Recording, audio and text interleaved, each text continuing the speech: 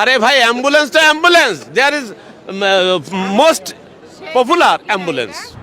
সুযোগ পেলে শব্দের বানান নিয়ে মানুষের সঙ্গে তর্কেও জড়ান, আর এসব করেই তিনি সোশ্যাল মিডিয়ায় এখন রীতিমতো ভাইরাল। যদিও এসব প্রশ্নোত্তরের খেলায় এখন তিনি নিজেও ধরাশয়ী। দেশব্যাপী তিনি এমনভাবে ছড়িয়েছেন যে মানুষের মুখে এখন কেবল একটাই প্রশ্ন, কে এই টিপু সুলতান?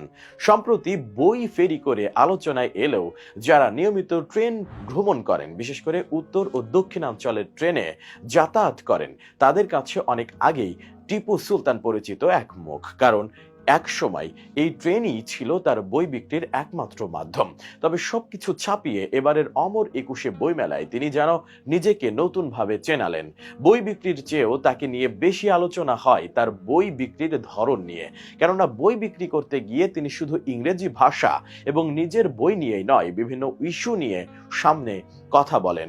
বিশেষ করে বইমেলায় ঘুরতে আসা ছাত্রছাত্রীদের ইংরেজি শব্দের বানান এবং বাংলা অর্থ জিজ্ঞেস করে আলোচিত সমালোচিত হন তিনি। আর সেখানেই বাধে যত বিপত্তি। তার হুটহাট রাগ মেজাজ মাখা কথাই অনেকে মজাও পান। সেসব কথা সামাজিক মাধ্যমে ভিডিও, ছবি কিংবা মিম আকারে ছড়িয়ে পড়ে ঝড়ের গতিতে।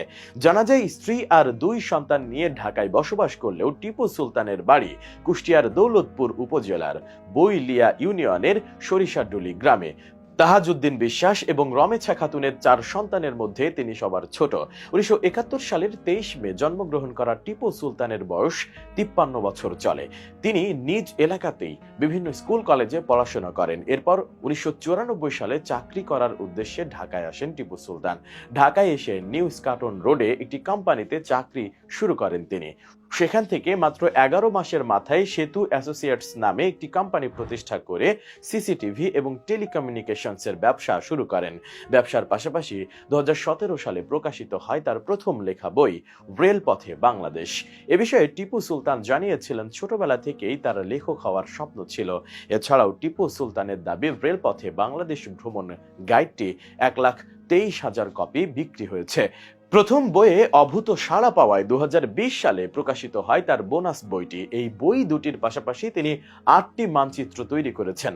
তবে বই ফেরি করে বিক্রির বিষয়ে টিপু সুলতান জানান, 2017 সালে রেলপথে বাংলাদেশ প্রকাশিত হওয়ার পর নানাভাবে বিক্রির চেষ্টা করেন।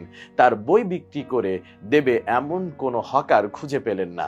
বিভিন্ন রকমের লিফলেট বিতরণ করলেন, তাতেও কাজ হলো না। কোনোভাবেই বই বিক্রি হলো না, তাই বইগুলো বাসায় এনে রেখে দিলেন। এভাবে একদিন সিদ্ধান্ত নিলেন নিজেই ফেরি করে বই বিক্রি করবেন। এমন ভাবনা থেকে তিনি ঠিকাদারি প্রতিষ্ঠান বন্ধ করে দেন এবং 2018 সালে ঢাকা থেকে চিত্রা এক্সপ্রেস ট্রেনে উঠে বই বিক্রি শুরু করেন। ভাইরাল লেখক টিপু সুলতানের পরের গল্পটা তো সকলেরই জানা।